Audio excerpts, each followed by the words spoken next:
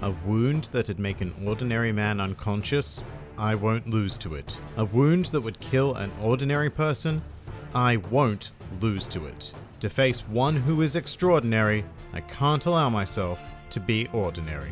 Hello and welcome to One Piece 101, the series that breaks down everyone and everything in the One Piece world. Today, we are going to be examining the unofficial vice captain of the Straw Hat Pirates, the swordsman Roronoa Zoro.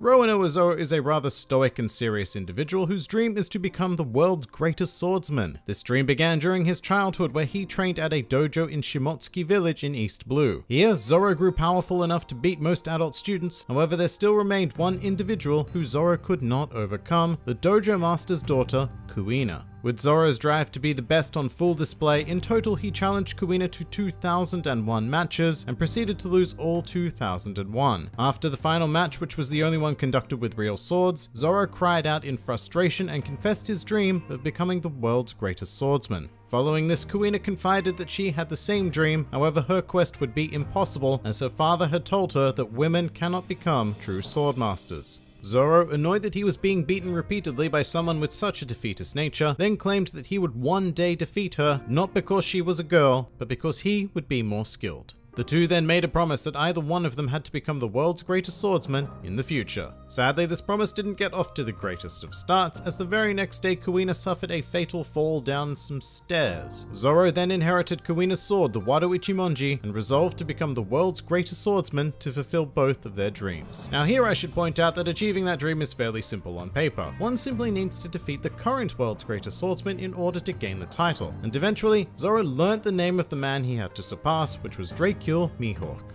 He then set out to sea in search of Mihawk, but was never able to return home because he got lost. Zoro's sense of direction is actually notoriously poor, and he is incapable of taking even the most basic of instruction. It's actually so bad that there have been situations in which characters have quite literally pointed in the direction he needs to go, and Zoro has gone in the complete opposite way. Generally, this quirk is used as more of a gag, but in this case it's actually quite vital to his history, as due to not being able to find his way home, Zoro decided to make a living as a bounty hunter. Eventually, Zoro grew notorious enough that he was given the epithet of Pirate Hunter, and was even offered a job by then Warlord of the Sea, Sir Crocodile. And Zoro was even prepared to accept the position on the condition that he was made the boss of the organization. The agent offering Zoro the position then refused, and allegedly Zoro proceeded to kill him in self-defense. Sometime later, Zoro found himself in Shell's Town, and after an altercation involving an innocent girl being attacked by this prick's dog, Zoro was tied to a wooden pole cross thingy for a month. It should be noted that Zoro agreed to this punishment in order to preserve his reputation in the eyes of the Marines and be able to continue his bounty hunter lifestyle. However, 9 days into his sentence, everything changed when a boy by the name of Monkey D. Luffy invited him to become the first member of his new pirate crew. Zoro, like most reasonable human beings, refused this offer outright at first. However, after a dastardly plot to execute Zoro was uncovered, he accepted Luffy's invitation, and the two of them proceeded to wreck face. Over time, as a member of the Straw Hat Pirates, Zoro's true nature has emerged, showing him to be a much more fun-loving individual than we would have previously thought. And although he does remain the most serious member of the crew, he is exceptionally tolerant of their antics, and is capable of highly comical anger, as well as a wide array of other quirks that make him a perfect fit within this band of misfits. However, one of Zoro's most defining traits is that of honor and loyalty. As a swordsman, Zoro follows the strict code of Bushido, refusing to engage in underhanded tactics in battle, believing that a scar on a swordsman's back is a sign of shame. Zoro is also fiercely loyal and obeys his captain's commands without question, even if he personally disagrees with them. More often than not though, Zoro has complete faith and belief in Luffy, making them an exceptionally powerful pair.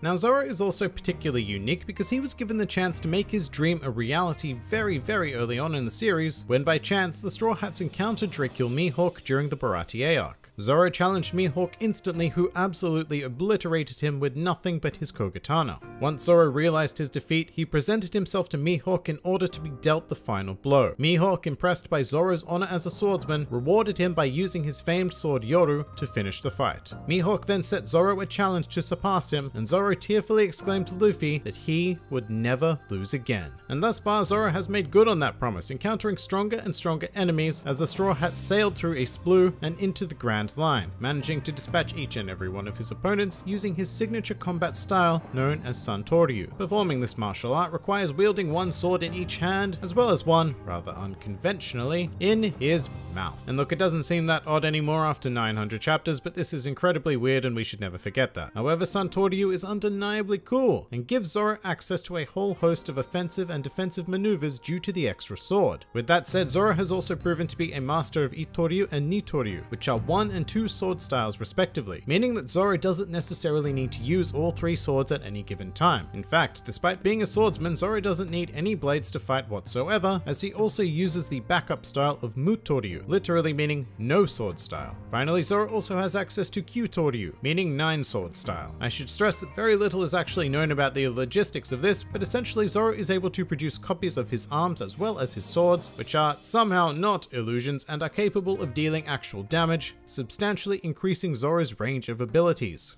Zoro's progress as a swordsman through the Grand Line has also earned him the ability to cut steel, as well as a bounty of 120 billion berries prior to the time skip. His connection to his crewmates has also deepened during the journey, especially towards Luffy, for whom at one stage Zoro was ready and willing to sacrifice his life in order to ensure the safety of his captain. This was even taken a step further after the Straw Hats were forcibly separated on Sabari Archipelago. Zoro was sent to Kuraigana Island by Bartholomew Kuma, which is more commonly known as the home of Drakegil Mihawk.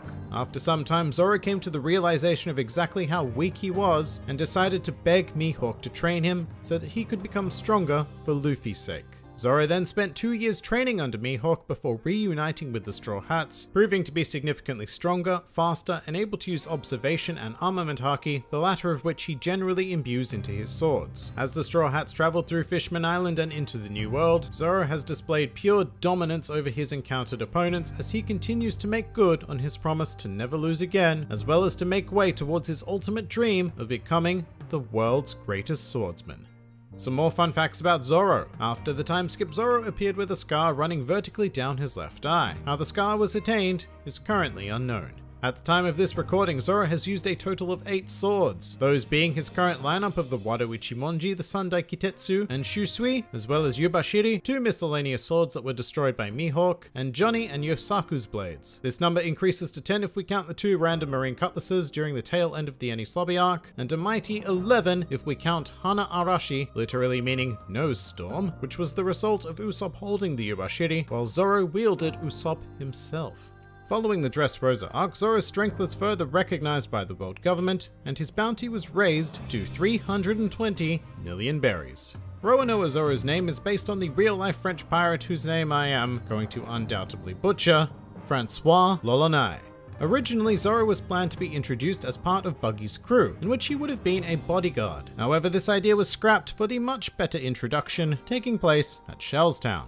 According to Oda, if the Straw Hats were to run a 50-meter race, Zoro would finish 5th, but also stressed that it's very important that it's only a 50-meter race, because if it were any longer, Zoro would simply get lost. And finally, a truly useless fact: Zoro is the only One Piece character to have ever been referenced on The Simpsons, specifically in the Treehouse of Horror 25 episode, where one of many incarnations of the family featured Homer in Zoro's post-time skip attire. And that pretty much does it for Roronoa Zoro. If you enjoyed this video, then please feel free to like, favorite, or subscribe, and if you are in any way inclined to support this independent channel, then please feel free to check out my Patreon, Discord server, or Twitter, the links to which are in the handy description below. And finally, please do comment with who, what, or where you'd like to see featured in the next One Piece 101.